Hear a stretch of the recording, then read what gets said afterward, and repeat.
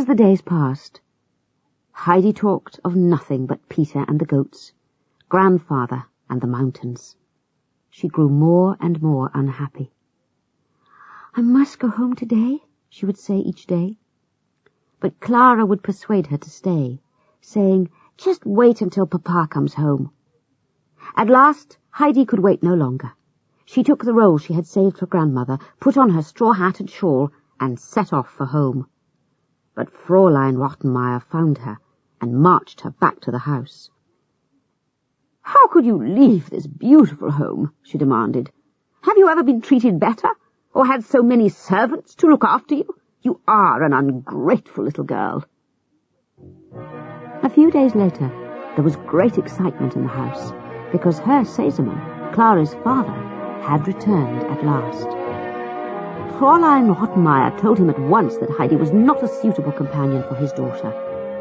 Herr Sesemann replied that Clara was very happy with her new friend, and that was more important than anything else. Herr Sesemann stayed at home for only a short while before setting off on his business travels again. But the day after he left, a letter came from Clara's grandmother to say that she would be arriving the very next day. Clara was overjoyed. Clara's grandmother had twinkling eyes and wore a lacy frill over her white hair. Heidi called her Madam at first, as Fräulein Rottenmeier had told her to do. But the old lady smiled and said Heidi should call her Grandmama, as Clara did.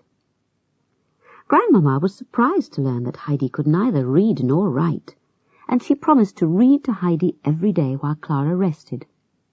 So one afternoon she called Heidi to her room and showed her a book with beautiful pictures in it. As Heidi looked at the book, she came upon a picture of a shepherd in a lovely green pasture at sunset.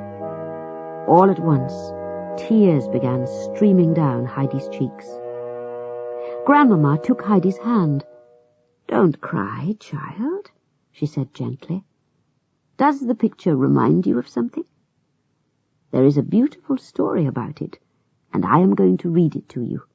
So dry your eyes and be happy again." Heidi stopped crying at last, and Grandmama told her she could keep the book when she had learned to read for herself. Heidi felt much happier when she was with Grandmama, but she was still very homesick. As the days went by, she lost her appetite and grew thin and pale.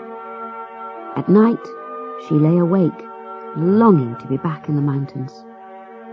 When she finally fell asleep, she dreamt of pine trees and fields of buttercups. Each time she woke up and realized she was still in the big bed in Frankfurt, she would weep quietly, her face pressed into the pillow so that no one should hear. Grandmama noticed how pale Heidi had become, but when she asked what was wrong, Heidi would not tell her. She didn't want Grandmama to think she was ungrateful. One day Grandmama told Heidi that if she had any troubles, she should pray to God for his help. So Heidi prayed every night, begging to be allowed to return to her grandfather. Soon after, Clara's teacher was amazed to discover that Heidi could read.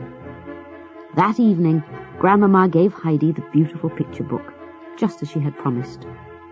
Before she went to bed, Heidi read aloud to Grandmama and Clara, and from then on her greatest pleasure was to read the stories over and over again.